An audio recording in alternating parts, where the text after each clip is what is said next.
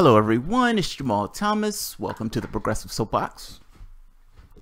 So do you remember the DNC Unity Commission? This was the commission that they tried to use as a dog and pony show to pull progressives back into the party. Just as bullet points, Bernie Sanders runs in the race. People are shocked as shit that Bernie Sanders essentially was this kind of explosive political force. He creates this movement that shifts the perspective to the left, firmly to the left actually. He gets cheated and kneecapped. Hillary Clinton exceeds the race and shames Bernie Sanders, having him support the person that he was calling corrupt just a few minutes before. She loses to a reality show host. Now, they burn their bridges with millions of people when they cheated Sanders. They saw how they treated Sanders, and they read those WikiLeaks emails. We could see it. It was palpable. We lived it. So there's some animosity for some people against that particular party. I can understand the animosity that people have towards the party because those people were cheated. You're talking about people giving $220 million and they had already rigged the system in a way that their person was going to exceed that particular process. 15 million people left the party. Running from a burning house. 15 million people.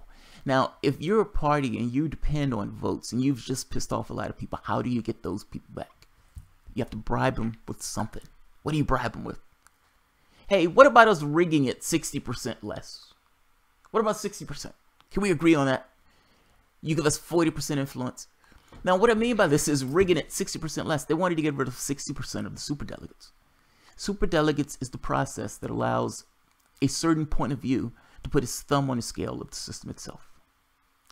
Why do you think they picked Tom Perez for that slot as opposed to Keith Ellison? Why?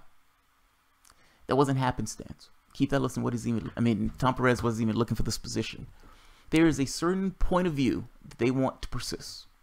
That neoliberal, neoconish, from the standpoint of war, purely capitalistic instinct that these guys have. This markets over human beings. That seems to be the prevailing notion that the Democratic Party works on. I'm not in that camp.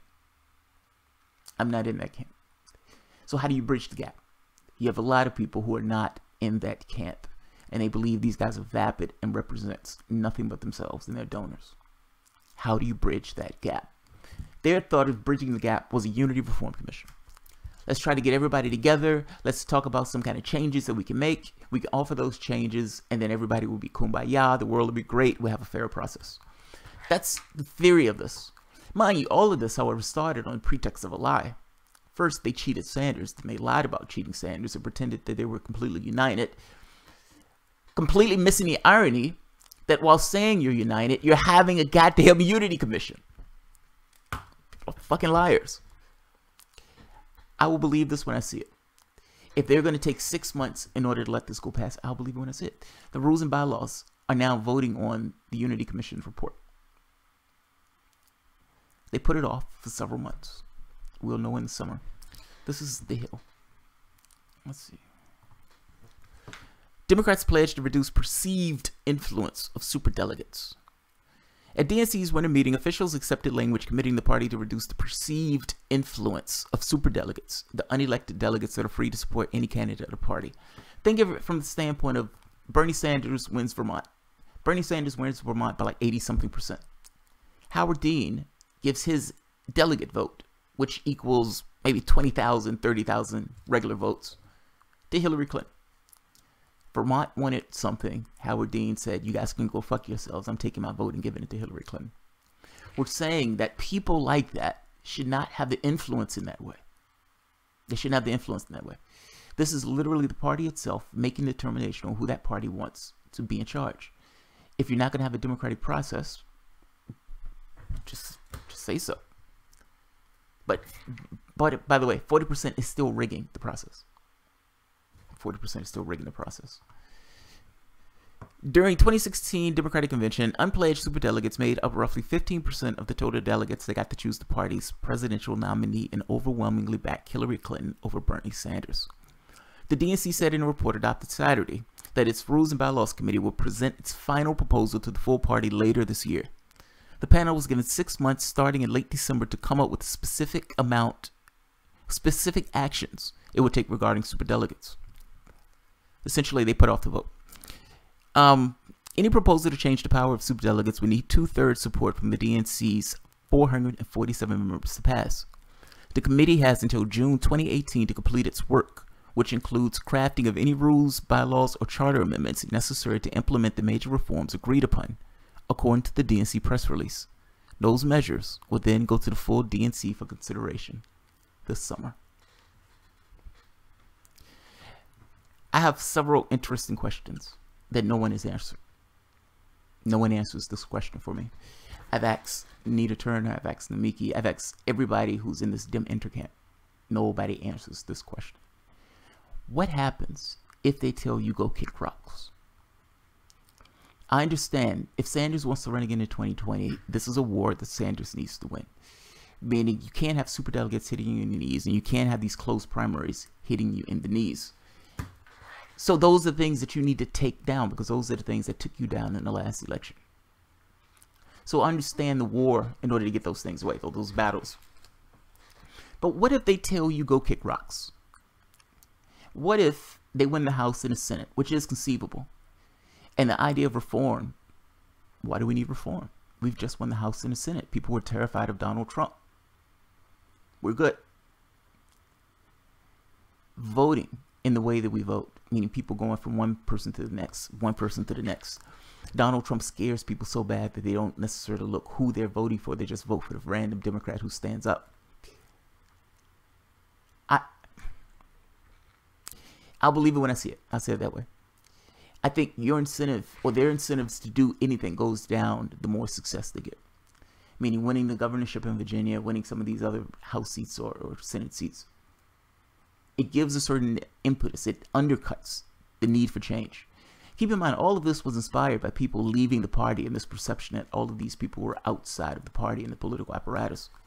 If those people get back into the political apparatus without any change taking place, or if the party itself believes that those people will vote for them regardless of nothing taking place, what do you do? How do you hold them accountable if they tell you no? This is my problem with the process, the way this process is. They can tell you no, and they can tell you go kick rocks. What are you going to do about it? Are you still going to vote for the random Democrat that they put up? Are you still going to run in the contests? Are you still going to support these Democratic candidates? What are you going to do? If they hit you in the knees and tell you to go kick rocks, do you still support the party in the way that you full-throatedly support the party? And at which point do you say, I'm done? Which point do you say I'm done? Because I guarantee you, saying I'm done and standing in a solidarity of no will get you a hell of a lot more change than this kind of piecemeal reformist stuff. So I'll leave it at that. Just be aware, it's the dim enter or the dim exit that prompted this. Not the people who are complicit, not the people who just vote for any random Democrat. It was the people who had the balls to leave. You know, it's funny. It's almost like a Martin Luther King, Malcolm X thing. That's what it puts me in the mind of. Where you have these two forces in society. Both want to get to a particular place, but both have different ideas on how to get there. And there's friction just because they have different ideas on how to get there, even though they're trying to get to similar, if not the same place. The fact is, the Malcolm X in American society made the Martin Luther King proposal that much more palatable. I've seen speeches with Malcolm X. Malcolm X would probably scare the shit out of people. King being somewhat of a more peacenik, yes, a socialist, yes, anti-imperialist, powerful, strong, all that stuff. But from his standpoint, this idea of using love as a strategy or compromise, interacting with other people, this idea of integration, making the point that we're already integrated. We've been integrated from the moment that we got to this country. It's just a human conception that tries to make these distinctions. Look, all I'm saying is I believe it when I see it. I believe it when I see it. I just don't, I'm curious about what they would do, because I feel like if there is nothing that would push you away, if there is no situation where you would say, I'm done, then it doesn't matter what they do. That's what I'm trying to get at. They have you by the balls at that point. If you're willing to stay regardless of what takes place, it doesn't matter what you do. They can tell you go kick rocks. They can tell you go F yourself. They can tell you to do whatever you want. Because at the end of the day, you're going to be terrified of the Republican, and you're going to vote for that Democrat, whoever that random cornbread Democrat is. So they may do it, they may not. I don't know. We have a few months. I'm skeptical, and I honestly do believe that if they win the House and the Senate, or if they full well believe they're going to win the House and the Senate, I'm skeptical this thing is going to pass. But we'll see. We'll see. 2/3 of a vote will change it. So, all right, guys. If you enjoy the content, feel free to share, like, subscribe, and of course, you can always support through Patreon. You know, fact is, they haven't even owned up to the fact that Donald Trump is in the office because of them. And they've been screaming at the top of their lungs about Russia this entire time, completely ignoring actual real things that affect other human beings, using this to obfuscate from actual issues. If you want to know why I'm cynical about the Democratic Party, this is why. This is particularly why. They're vapid. They have nothing. They have no core whatsoever. The platitudes. The reason they lose so much is because people understand that they are funded by their donors in the same way Republicans are funded by their donors. The fact is, the difference is, the Republican, they know they're going to get screwed with them. The Democrat says certain things, so it comes across as just outright lying. They feel sleazy, like these corporate robots. No, I don't support that party. No, I don't believe that party can change. If the unity reform thing goes through, I will give them credit, like I said I was going to do if it goes through. At this point, it hasn't gone through.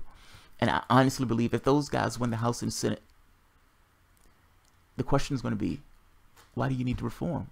We're doing perfectly okay. What's the problem? We're back in power. We're good. Back in power. We're good. Reform? Who's talking about reform? Why do we need to reform? All right, guys. You all have a good one.